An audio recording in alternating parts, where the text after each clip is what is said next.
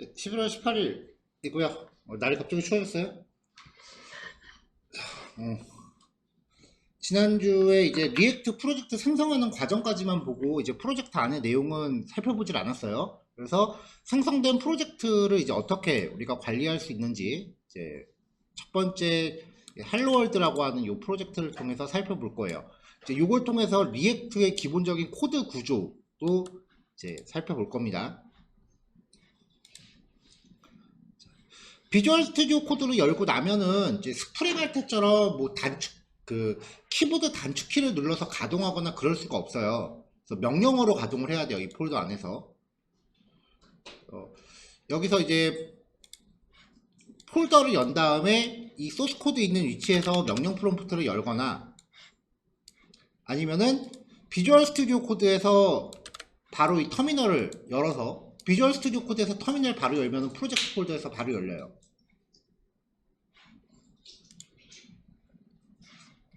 이 상태에서 얀 스타트라고 명령을 내리면은 이제 프로젝트가 가동이 되는 거죠. 네, 난 프로젝트를 아무래도 새로 만들어야겠는데.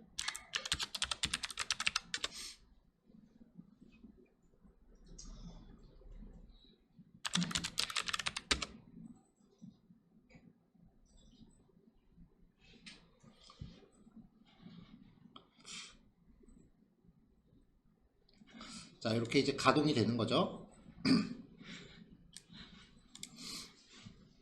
가동을 시켜놓고 나면은 비주얼 스튜디오 코드에서 이 터미널은요, 요거 X표 눌러도 닫아도 돼요. 이게 숨기기 끄는 게 아니에요. 이 휴지통을 누르기 전까지는 계속 작동하고 있으니까 화면이 좁으면은 이거 닫으셔도 돼요.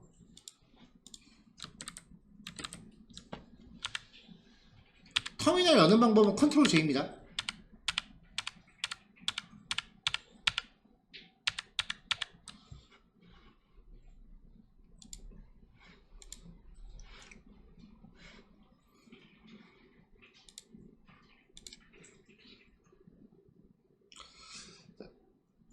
리액트 같은 경우는 현존하는 웹 개발 기술의 끝판왕이에요, 진짜. 그래서 적어도 리액트를 공부한다라고 하면 앞에 기술은 다 알겠지라고 전제하고 진행할 수밖에 없기 때문에 교환 자체에 안 적혀 있는 말이 많아요. 그러니까 설명하는 내용을 놓치지 마세요.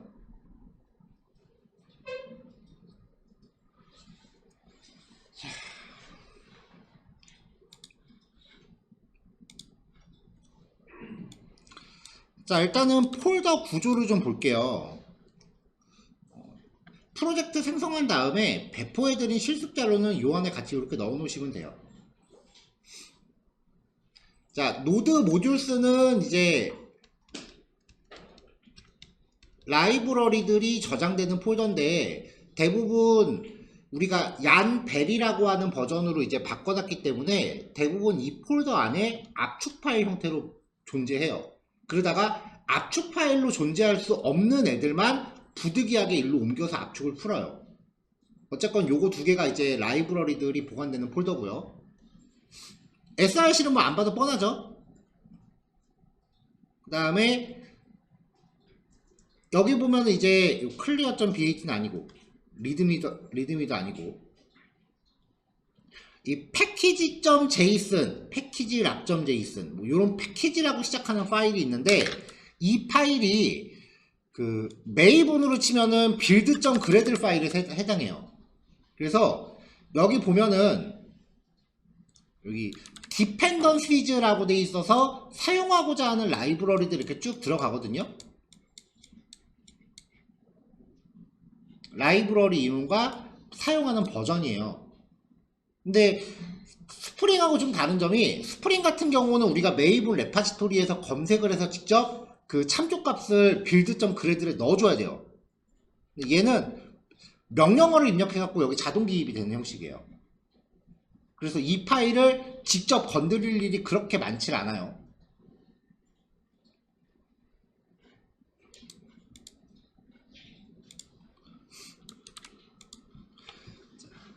스프링에서 http:// localhost 땡땡 8080 밑에 hello 밑에 world.html이라고 URL을 입력을 했을 때 만약에 hello 밑에 world.html이라는 주소가 컨트롤러에 정의가 돼 있지 않아. 그럼 어디서 찾아요? 그쵸? 스테이트 폴더에서 찾죠? 얘가 스프링의 스테이트 폴더에 해당해요. 퍼블릭 폴더가. 그러니까 요 안에 있는 항목들은 그냥 http 하고 로컬호스트 땡땡 리액트는 포트 3000번 쓰죠. 3000 슬래시 한 다음에 여기 뭐라고 기입하면 이 밑에서 찾는 거죠.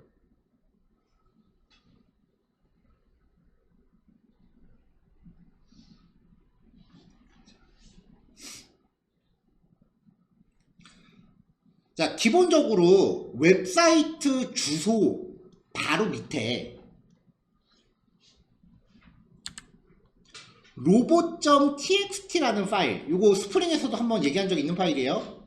이 파일이요, 검색 엔진에 대한 노출 규칙을 설정을 해요. 유저 에이전트 모든 종류의 브라우저들로 하여금 디스얼로 허용하지 않겠다. 그러니까 지금 이 페이지는 검색 엔진 노출을 허가하지 않는 거예요. 보통 이 규칙은 뭐 네이버나 구글 같은 검색 사이트들을 위한 규칙이고요.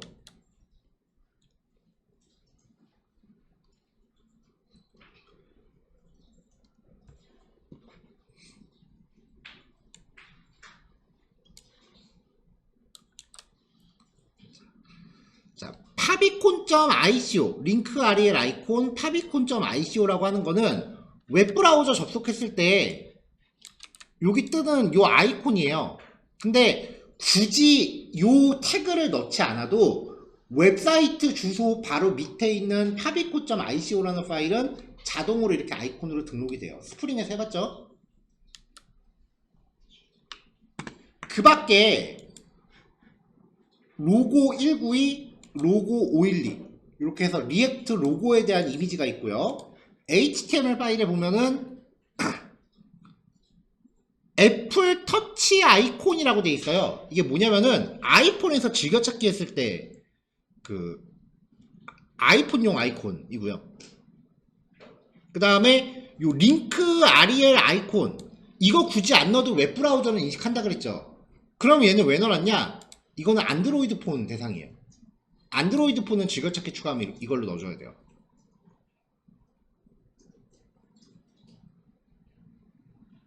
매니페스트라는 거는 무시하셔도 됩니다. 이거 아이콘 사이트들 이렇게 설정해 놓은 건데 이건 뭐 무시하셔도 돼요. 자, 그 밖에 index.html에 대해서는 조금 이따가 더 깊게 얘기할게요. 지금 얘기한 거는 그냥 훑어만 본 거예요.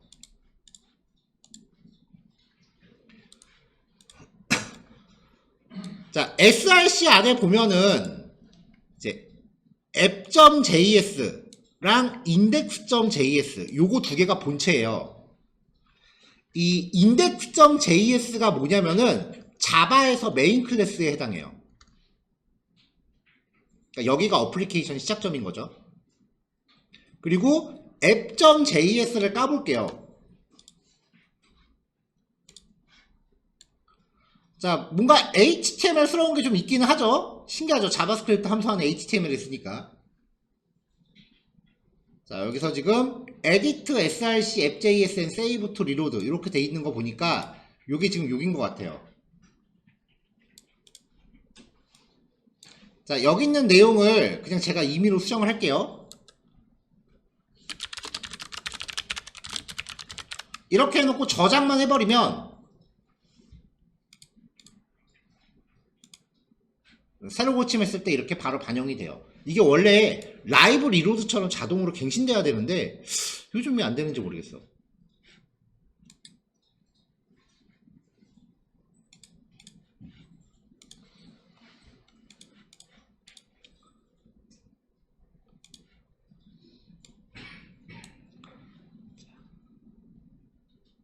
자, 이 app.js라고 하는 함수에 들어있는 내용이 너무 지금 보면 좀 과해요.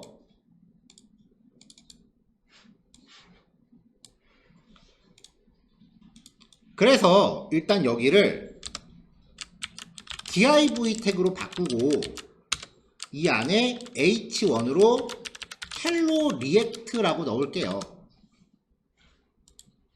그럼 이렇게 그냥 꼴랑 텍스트 하나만 나오잖아요.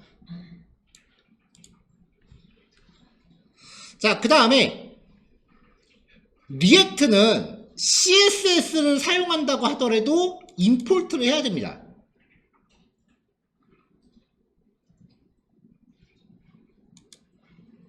그 다음에 여기 logo.svg라고 하는 게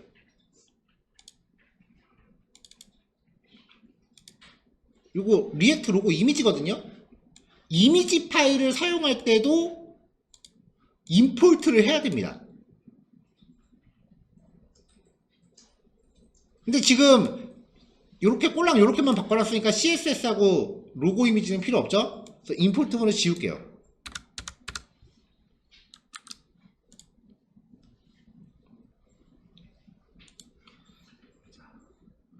자, 그 다음에 이제 index.css를 보면은, 여기 index.js를 보면은, index.css라고 하는 스타일시트 파일을 또 가져오고 있잖아요.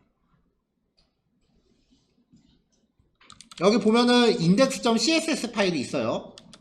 얘를 까보면, 아까 뭐 폰트 패밀리라던가 뭐 이런 것들, 기본 글꼴 같은 거 좀 설정하는 부분이거든요. 뭐 지금 예제하는데 뭐 글꼴 이렇게 설정할 필요도 없으니까, index.css도 제거할게요.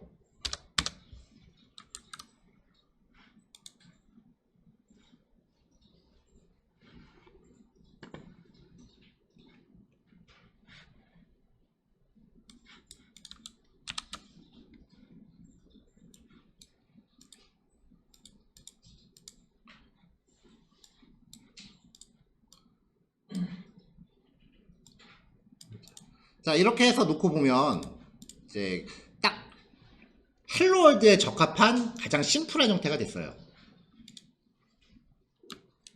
자, 그러면 이제 안 쓰는 거를 파일을 지워보자고요. 기본적으로 만들어주는 파일이 많으니까. CSS 걷어냈죠.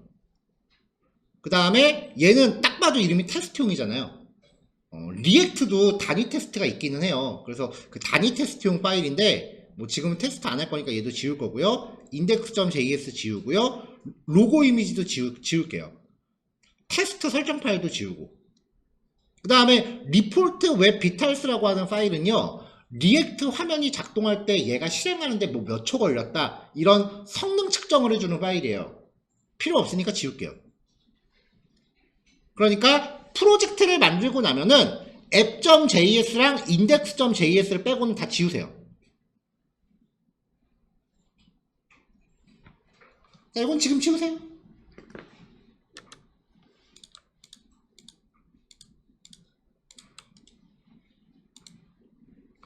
자, 파일을 지우고 나면, 파일을 지워서 이렇게 두 개만 남겨놓고 나면은 갑자기 멀쩡하던 애가 에러가 나요. 왜냐면은 얘 입장에서는 임포트 하던 애가 없어졌으니까 에러가 날 수밖에 없어요. 그래서 임포트 구문도 정리를 해줘야 돼요. 그리고 리포트 웹 비탈스라는 함수 호출하는 부분도 정리해줘야 되고요.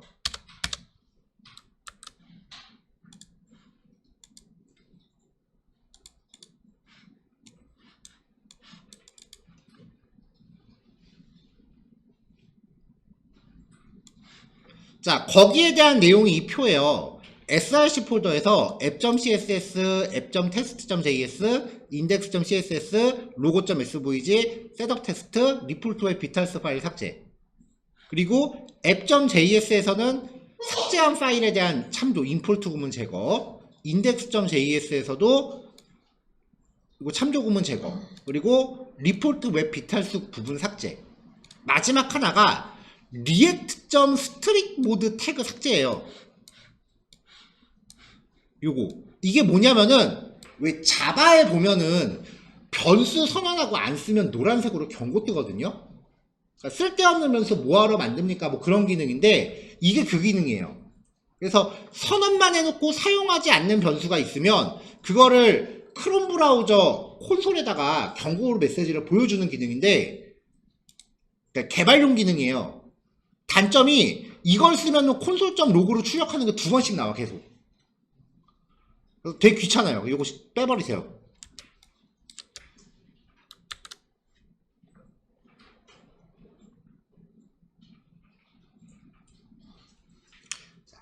여기까지가 여러분들이 프로젝트를 만든 다음에 매번 해야 되는 작업이에요.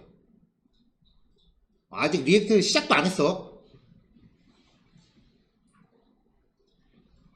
자, 여기까지는 지금 정리하세요, 같이.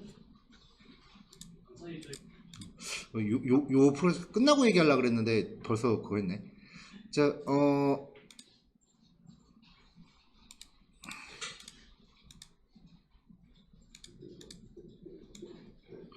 자, git 이그노 폴더에 보면은 요런 항목들을 지금 지정을 해놨잖아요. 그쵸? 그러니까 여기에 있는 항목들은 git에 안 올라가요. 그러니까 무슨 말이냐면은 이 프로젝트가 가동되는 데 필요한 라이브러리가 여기 있다 그랬죠. 그것들이 git에 안 올라간다는 얘기예요. 원래 라이브러리는 오픈소스 라이브러리들은요 재배포 금지예요. 재배포하면 라이센스 위반이에요. 그러니까 어디 올리시면 안 되는 애들이에요. 그럼 어떻게 하느냐? 대신에 이 패키지.js만 잘 보관하면은 git에서 내려받았을 때 그냥 명령 프롬프트에서 요 폴더에서 명령 프롬프트 상에서 아까 제가 한 것처럼 yan 인스톨만 명령을 치세요. 그러면 여기에 있는 애들을 알아서 자동으로 일괄 다운로드를 받아요.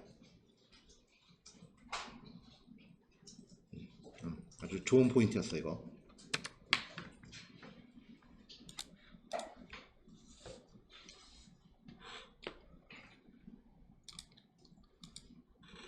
자, 그 다음에 이제 app.js로 가면은 이렇게 하나의 펑션이 정의가 되어 있고요. 지금 여기서는 직접적으로 쓰고 있는 게 없어서 임포트 구문이 포함이 안 돼 있는데 모든 리액트의 자바스크립트 파일은 첫 줄에 리액트 메인 코어를 임포트 해주셔야 돼요.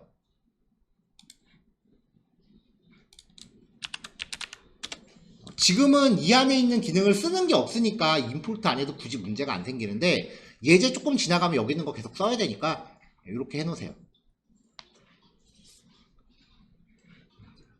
자, 여기까지가 이제 프로젝트 생성하시면 여기까지가 준비예요.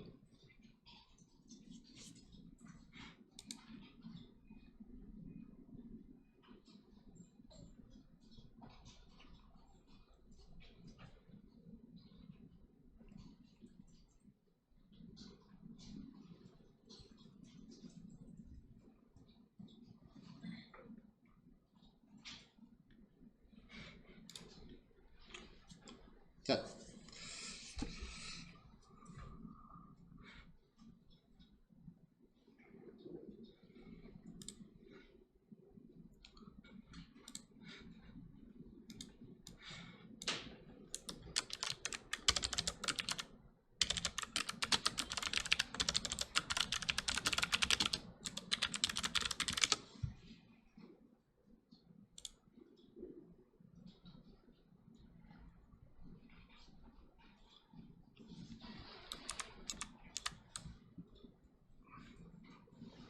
자, 리액트 수업을 제가 지난주에 얘기할 때 딴 데 가서 못 배울 거라 그랬잖아. 자, 여러분들이 인터넷에서 리액트 관련된 내용을 검색을 하시거나 시중에 나와 있는 책들을 보시면 코드가 다 이렇게 나올 거예요. 헬로월드 코드가. 사실 자바스크립트에서 클래스 우리가 배워놓고 거의 안 썼잖아요. 사실 자바스크립트에서 클래스 내용을 준비한 이유 자체가 요것 때문에 그래요. 리액트는 원래 클래스 단위로 작성을 해요. 그러니까 자바스크립트 그냥 수박 겉핥기로 배운 애들은 엄두도 못 내요. 객체 지향 개념 자체가 없어. 벌써 상속 들어가잖아.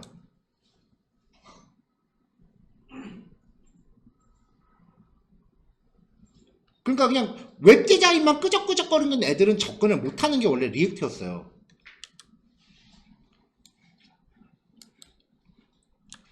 그래서 이게 원래는 이렇게 작성이 됐었어야 돼요.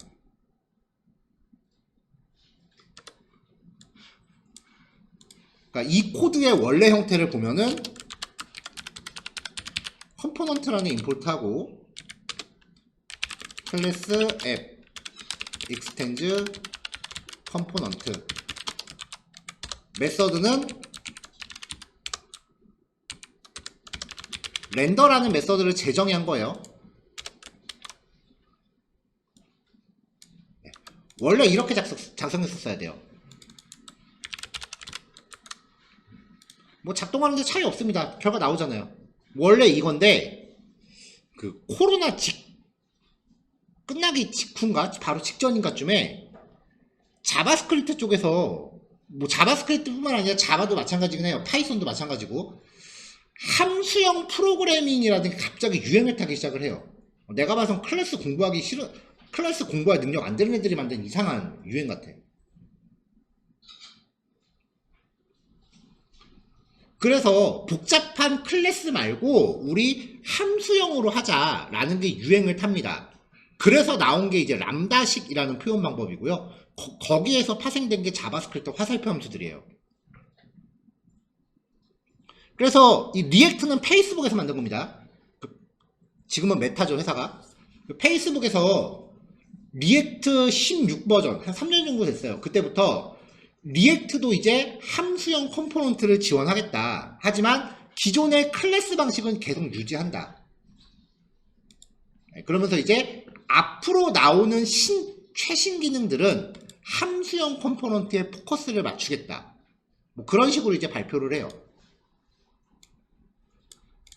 그래서 그 다음부터 리액트 기본 코드가 이렇게 함수 형태로 바뀌었어요. 시중에 인터넷 자료나 시중 책 보시면 이렇게 함수형으로 나와 있는 애들이 없을 거예요. 그래서 제가 여러분 받으신 리액트 책 버리라 그런 거예요. 최소 연식이 3년은 넘은 애들이야. 프로그래밍 언어는 3년 넘으면 거의 볼 가치가 없어요.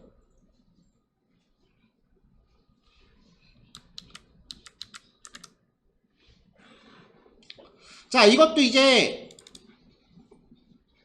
그냥 펑션 키워드로 작성하는 거는 뽀대가 안 나죠. 우리는 화살표 함수도 배웠으니까 콘스트 앱 이렇게 화살표 함수로 만들어주면 되는 거죠.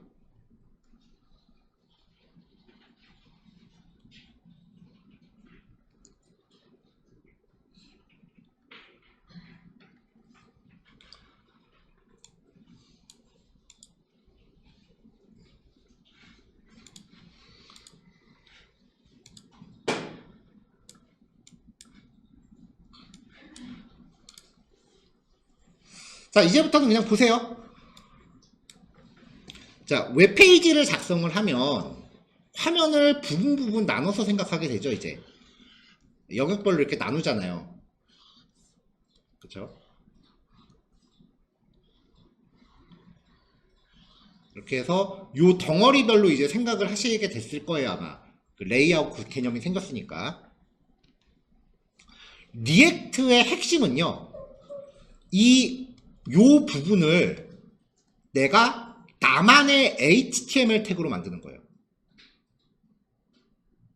그래서 만약에 로그인이라는 태그를 딱 사용을 하면은 이 덩어리가 한꺼번에 척 하고 나오는 거예요. 그러니까 나만의 HTML 태그를 만드는 과정이에요.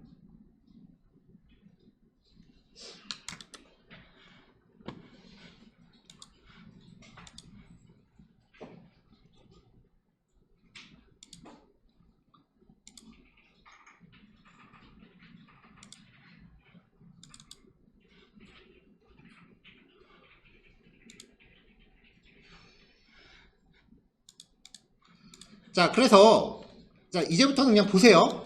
src 폴더 안에 my component 1이라는 파일을 만들게요. my component 1.js입니다.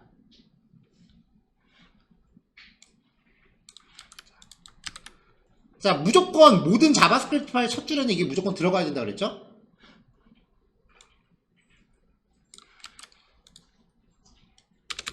그 다음에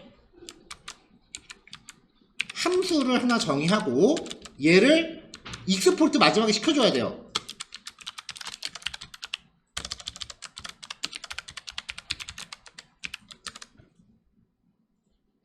자, 익스포트, 임포트 구문이 좀 가물가물하시면은 자바스크립트에서 모듈의 이해라는 단어 보세요.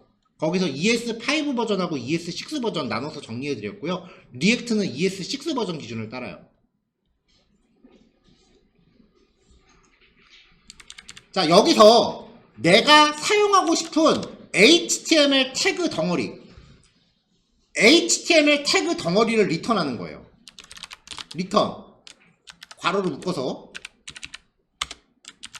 div h2 여기다가 이제 간단하게 좀 메시지 좀 넣을게요. 이렇게.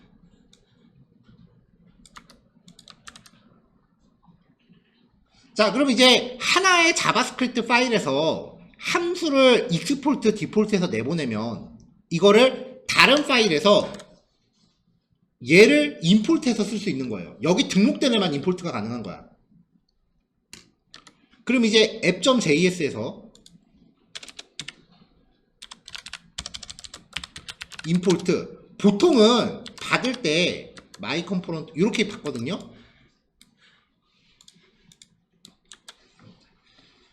자, 요거는 소스 파일이에요. 소스 파일 이름. 그러면은 이 app.js가 요 소스 파일을 찾아서 여기서 임포트하는 애를 받는, 여기서 익스포트하는 애를 임포트하는 거예요. 그래서 걔를 여기다 담아요. 그러니까 이거는 내가 정하는 객체 이름이야. 객체건 함수건 어쨌든 여기서 익스포트하는 거의 이름이에요.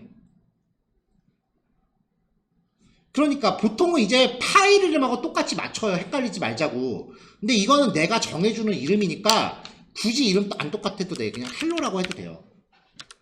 내가 이름 정하는 거니까. 자, 이 헬로는 뭐예요? 얘를 받는 거죠. 얘는 함수죠. 이 함수가 리턴하는 건 HTML 태그 덩어리죠. 이제 얘를 여기서 HTML 태그처럼 씁니다. 그러면 요 자리에 얘가 통째로 와서 붙습니다.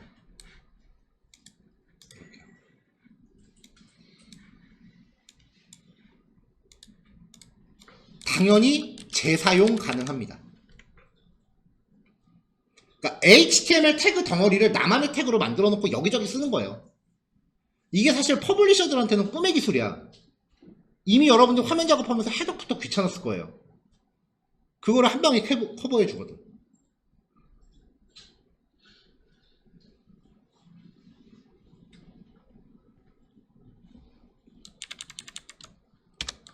자, 그래서 이렇게 자바스크립트로 만들어낸 태그 덩어리, 재사용 가능한 요소다라고 해서 컴포넌트라고 불러요. 컴포넌트가 원래 재사용 가능한 요소를 뜻해요.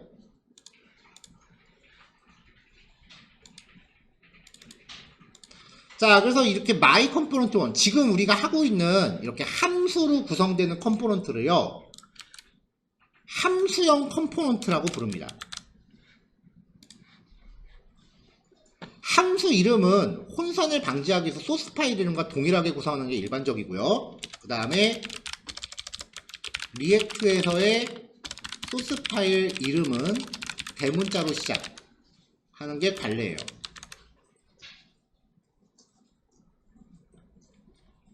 자, 그 다음에 여기 적응하시는데 시간이 좀 필요해요.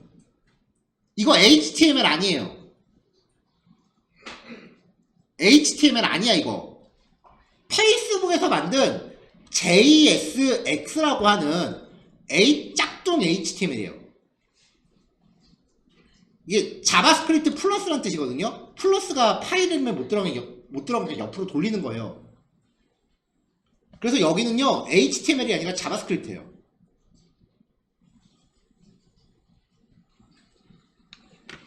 HTML은 조금 틀려도 봐주죠. 얘는 짤 없어요.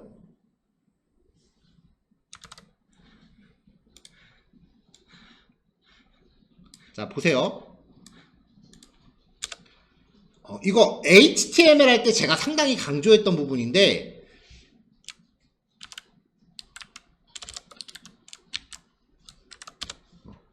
진순이 이거 맞아요, 틀려요? BR 태그 이거 맞아, 틀려? 그치? 자, 꽤 많은 퍼블리셔들이 BR 태그 이렇게 해요. HTML 상관없는데 리액트는 에러나고 난리나요. 태그 하나 잘못 쓰면 모든 소스 파일이 다 뻗어요. 전체가 다 뻗어. 오타 하나 때문에 모든 사이트 전체가 다 뻗어요. 굉장히 짤없어 여기. 그래서 슬래시 넣어야 돼. 자, 그러면 스타일시트를 넣는다고 칩시다. 자, 이거 맞아요, 틀려요?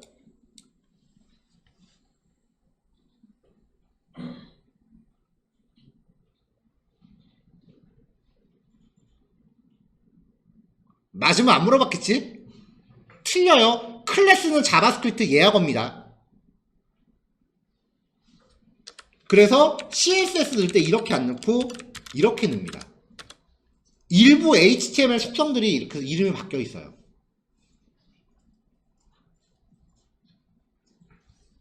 그래도 이렇게 좀 기존의 HTML에서 쓰던 거는 그렇게 막 페이지가 뻗진 않는데, 개발자 도구 열어보면 이제 콘솔 봤을 때 난리가 나요.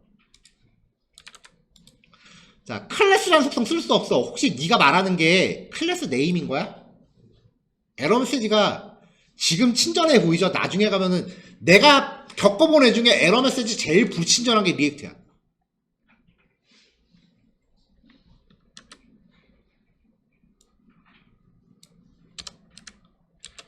예를 들어서 이런 거 있죠. input id는 hello. 타입 텍스트는 안 넣어도 돼요. 타입 텍스트는 기본값이야. 자, 여기에 라벨 뭐 안녕. 자, 라벨 태그랑 얘랑 연결하려면 무슨 속성이에요? 라벨 태그랑 인풋 태그 연결할 때, 야, 포에다가 아이디 값 연결하라 그랬잖아요. 이렇게 하면은 얘도 에러야. 왜냐? 포는 예약어거든. 반복문 예약어잖아. 그래서 속성 이름들이 몇 가지가 이렇게 바뀌어 있어요. 그래서 개발자 도구 항상 열어놓고 하세요. 이런 자잘자잘한 속성들 일일이 외우기 번거로우니까 이렇게 짚어주면 이거 보고 고쳐야 돼요.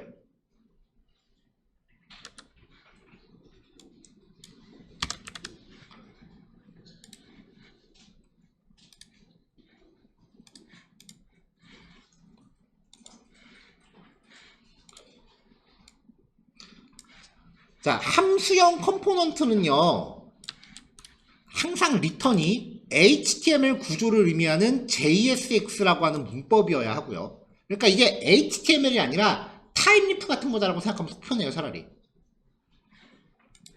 그리고 JSX는요, 무조건 단 하나의 태그 요소만 리턴해야 돼요.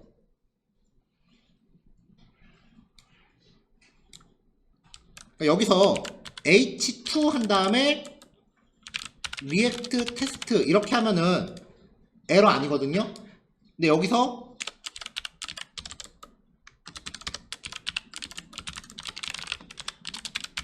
리턴문에 HTML 태그 덩어리가 이렇게 두 개가 들어가면 에러예요. 무조건 하나밖에 리턴을 못해요. 그래서 복잡한 태그는 아까 같이 이렇게 태그가 좀 구조가 있다 그러면은 위에 한꺼풀 감싸야 돼요. 가장 만만한 게 div죠.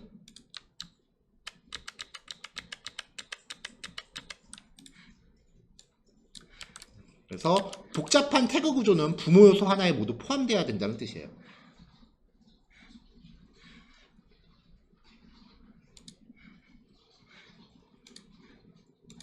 자, 하나 더 해볼게요.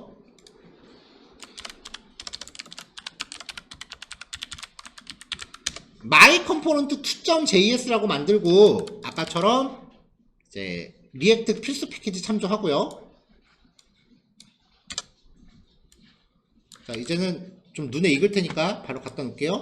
이번엔 영문으로 이렇게 태그 덩어리를 리턴하게 했어요. 이걸 또다시 app.js에서 이번에는 월드라는 이름으로 받읍시다. 그럼 얘를 이렇게 사용하면 또 나오는 거죠. HTML 태그 조립식이에요. 조립형 HTML이라고 해야 되나? 시작 태그와 끝 태그 사이에 들어가는 내용이 없다면 이렇게 슬래시만 하고 맞춰도 됩니다.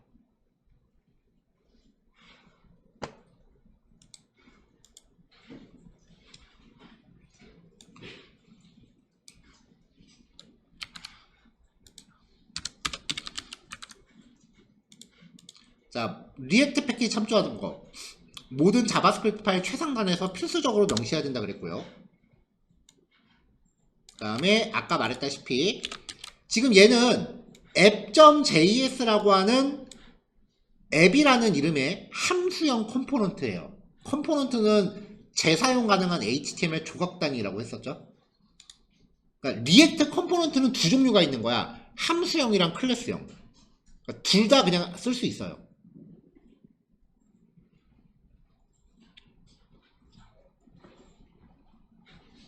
자, 리액트에서는 프로그램이 실행하면서 화면에 뭔가 이렇게 출력하는 거를 렌더링 한다라고 표현을 해요. 그러면 이 함수에서 반환하는 내용이 브라우저에 나타나는 거고요. 반환되는 HTML 코드는 JSX를 써요. 그래서 JSX는 XML과 비슷한 리액트 전용 자바스크립트 확장 문법이다.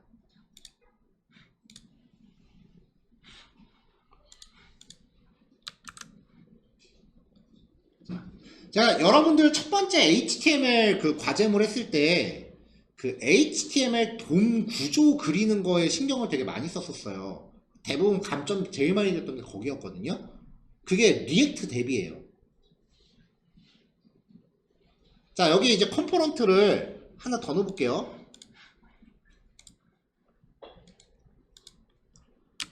my subcomponent.js라고 파일을 만들고요. 이번에는 간단한 목록 정의 태그 하나만 냅시다. 아직까지 태그는 뭐 크게 부담 안 되죠. 이거를 컴포넌트라고 하는 거는 재사용 가능한 거예요. 그러니까 my component 1에서 임포트를 하고요. 내가 쓰고 싶은 만큼 갖다 넣어요. 그럼 my component 1이 새 세트가 나오는 거죠. 재사용이 가능해요. 다른 데서 갖다 써도 돼요. 여기서도 코드를 이렇게 갖다 넣는 거지. 그러니까 HTML 덩어리를 나만의 태그 형태로 만들어 놓고 쓰고 싶은데 어디서든지 막 끌어다 쓰는 거예요.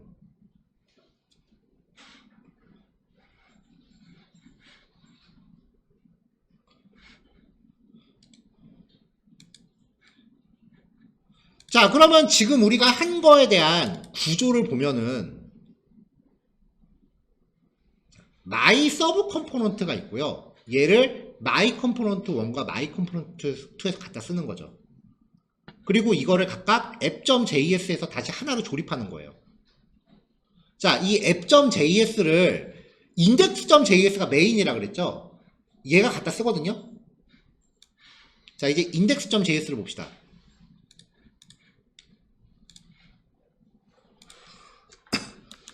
자, 앱을 임포트해서 여기서 그냥 쓰는 거예요.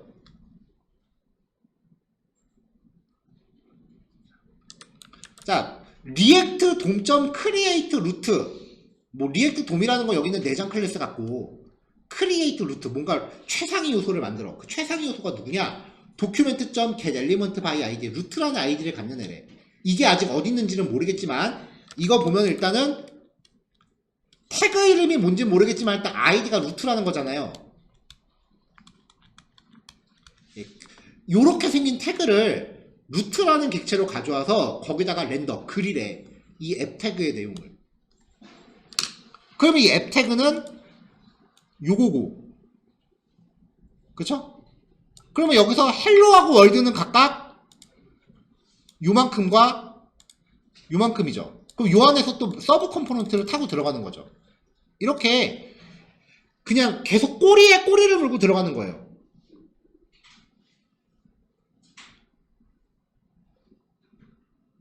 그러니까 이제 그 첫 번째 과제물에서 HTML 돔 그리는 거를 본인이 직접 좀 그 심도 있게 그려보신 분들은 이 구조가 이해가 될 겁니다.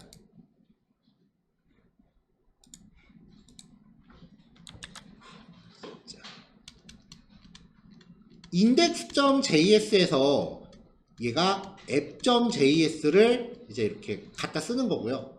여기에서부터 화면 만들 때 우리 헤더, 컨텐트, 부터 이렇게 들어가잖아요. 그럼 여기에 헤더,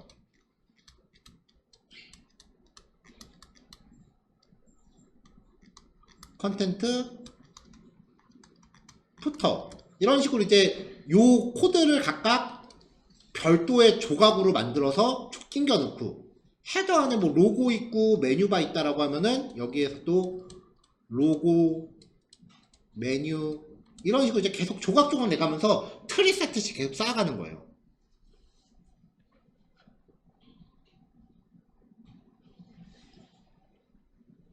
결국은 돔 구조를 만들어내는 거예요. 자바스크립트의 임포트 기술을 써서.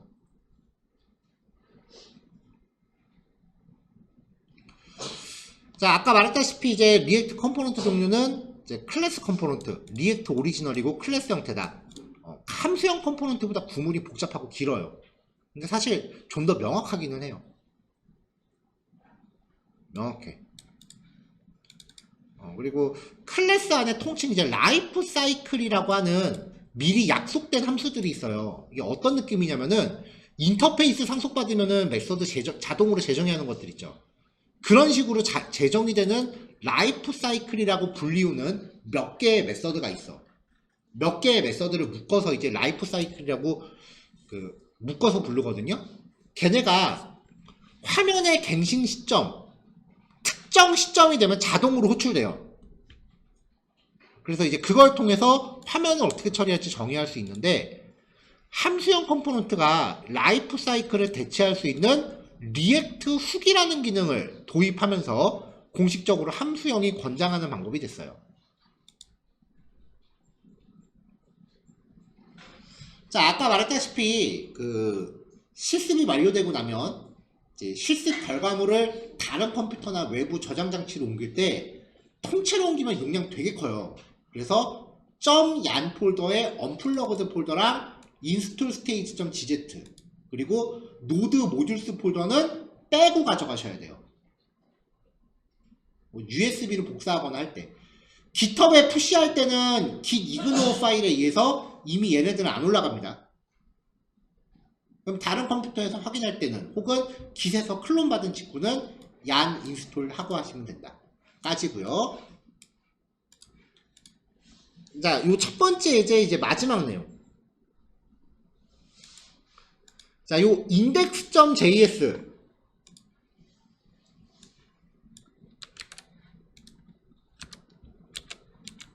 자, 얘가 이제 프로그램 시작점이에요. 나중에 리덕스라는 패키지를 쓰기 전까지 뭐 크게 특별한 작업은 안 해요. 자, 요거는 리액트가 돔을 구성하기 위한 기능 참조하는 거고 점 슬래시 붙였죠? 이 소스 파일과 동일한 위치에 app.js를 앱이라는 이름으로 가져온 거고 이걸 여기서 쓰는 거죠.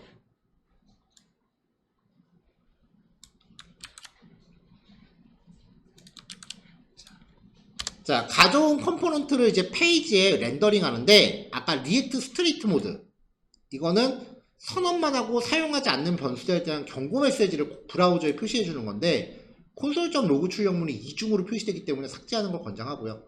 혹시라도 사용하게 되면은 얘는 지극히 개발용이니까 최종 빌드 시엔 반드시 제거해야 돼요. 자, 이거 아까 다 설명한 내용이고요. 이제 마지막으로 얘를 봅시다. 자, 웹브라우저에서 주소를 입력하면은 일단 퍼블릭 폴더 안을 뒤진다 그랬죠.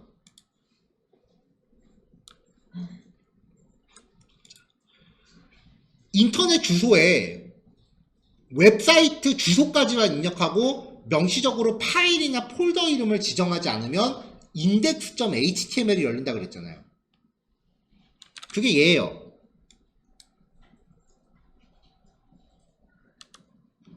요 index.html을 열면은 이 안에 루트라는 이름의 div 태그가 있어요. 그래서 리액트는 src 폴더 안에 있는 애들이 자바스크립트를 통해서 만들어낸 HTML 결과물을 여기다가 출력해 주는 거예요.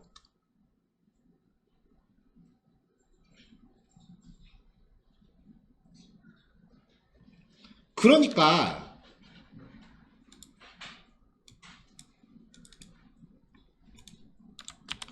개발자 도구를 통해서 여기를 보면 루트라는 아이디를 갖는 div 안에 우리가 만들어낸 그 결과물들이 이렇게 들어간다고요. 자바스크립트로 HTML에 이렇게 출력해 주는 건 명시적으로 바디 태그에 있는 건 아니죠.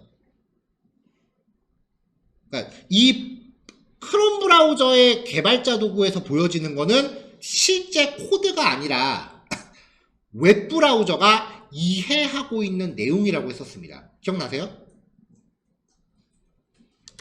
그래서 얘는 브라우저에서 소스 보기 하면 크롬 브라우저 그 개발자 도구에서 여는 거랑 소스 보기 하는 거랑 다른 거라 그랬어요. HTML 소스 보기라면은 HTML 태그 원본이 나오는 거예요. 그래서 소스 보기 하면은 실제로 요거밖에 없어요. 이 안에 자바스크립트가 작동해서 뭔가 결과물을 넣어주는 거죠.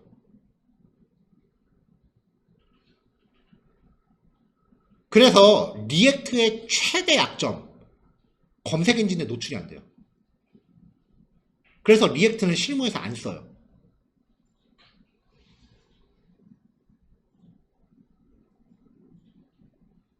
리액트는 실무에서 안 써요.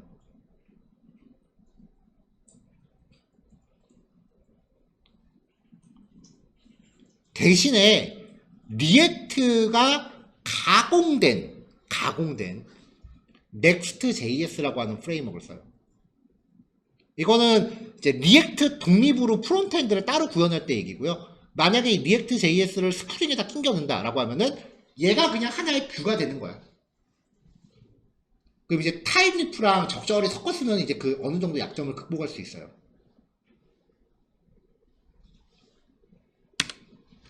그러니까 결국은 MVC 패턴에서 뷰 만드는 방법이 겁나 복잡해진 거예요. 자, 여기까지가 첫 번째 단원입니다. 실습하시고 결과 확인하세요.